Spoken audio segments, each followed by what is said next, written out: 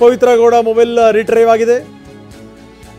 ಅದರಲ್ಲಿ ಏನೇನಿದೆ, ವರದಿಯಲ್ಲಿ ಇದಕ್ಕೆ ಸಂಬಂಧಪಟ್ಟಂಗೆ ಏನಾದರೂ ನಮೂದಾಗಿದೆಯಾ? ಪವಿತ್ರ ಬಳಸಿದ ಮೊಬೈಲ್ ನಂಬರನ್ನು ಕೂಡ ಅದರಲ್ಲಿ ನಮೂದಿಸಲಾಗಿದೆ. ಮನೋಜ್ ಹೆಸರಲ್ಲಿ ಪವಿತ್ರ ಗೌಡ ಸಿಮ್ ಇದೆ. ಮನೋಜ್ ಹೆಸರಲ್ಲಿ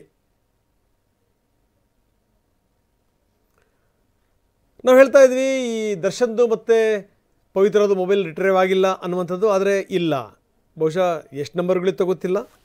ಈ ಬೇರೆಯವರ ಹೆಸರಲ್ಲಿ ಬಳಸ್ತಾ ಇದ್ದಂಥ ಮೊಬೈಲ್ ಅದು. ಆ ಮೊಬೈಲ್ ನಂಬರ್ನು ಕೂಡ ನಾವು ತೋರಿಸ್ತಾ ಇದ್ದೀವಿ ನಿಮಗೆ. ಅರ್ಧ ಮನೋಜ್ ಅನ್ನುವಂಥ ಹೆಸರಲ್ಲಿ ಪವಿತ್ರ ಗೌಡ ಸಿಮ್ಮನ್ನು ಬಳಕೆ ಮಾಡ್ತಾಯಿದ್ರು. ಅವನು ದಂಡನಿಗೆ ಅಷ್ಟಾದರೂ ಗೊತ್ತಾಗೋದು ಬೇಡವಾ? ಇದು ಯಾರ್ದು, ಏನು ಹೆಸರು, ಏನು ಕತೆ? ಯಾವುದಾದ್ರೂ ಹುಡುಗಿಯರುಗಳು ಕಳಿಸ್ತಾರೆ, ಏನಾದ್ರೂ ಮೆಸೇಜ್ ಕಳಿಸ್ತಾರೆ ಅಂದರೆ ಮೆಸೇಜ್ಗಳ ಮೇಲೆ ಮೆಸೇಜ್ಗಳ ಗುಚ್ಚಗಳೇ ಬಂದುಬಿಡ್ತವೆ ಹಂಗೇನೆ.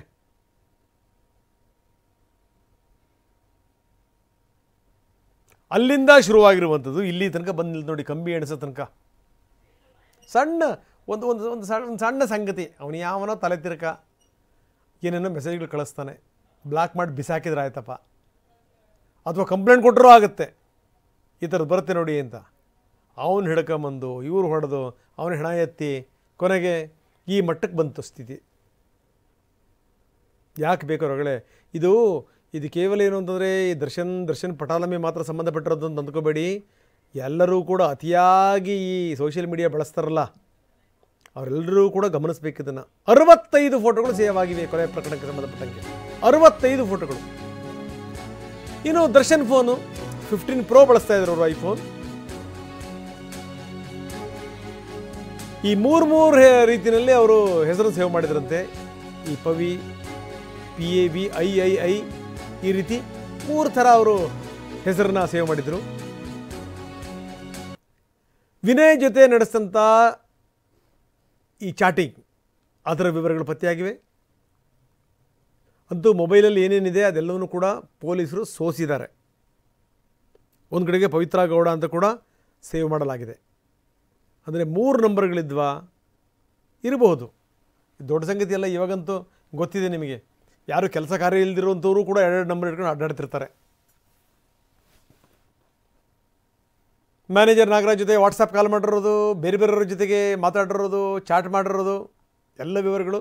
ಜೂನ್ 8ರಿಂದ 11ರವರೆಗೆ 32 ಬಾರಿ ವಾಟ್ಸಪ್ ಕಾಲ್ ಇದೆ. ಪ್ರದೋಷ್ಗೆ 10 ಬಾರಿ ವಾಟ್ಸಪ್ ಕಾಲ್ ಮಾಡಲಾಗಿದೆ. ಜೂನ್ 8ರಿಂದ ಜೂನ್ 11ರ ತನಕ ನಡೆದಂಥ ಮಾತುಕತೆ.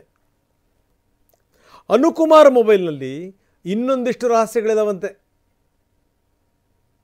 2 ವಿಡಿಯೋ ಪತ್ತೆಯಾಗಿವೆ ಅಂತ. ಆ ವಿಡಿಯೋ ಏನಾದರೂ ನೇರವಾಗಿ ಆರೋಪಿ ಪ್ರದೋಷ್ ಜೊತೆಗೆ ನಡೆಸಿರುವಂಥ ಚಾಟಿಂಗ್ ಅದರಲ್ಲಿದೆ. ಅನುಕುಮಾರ್ ಮೊಬೈಲ್ದು.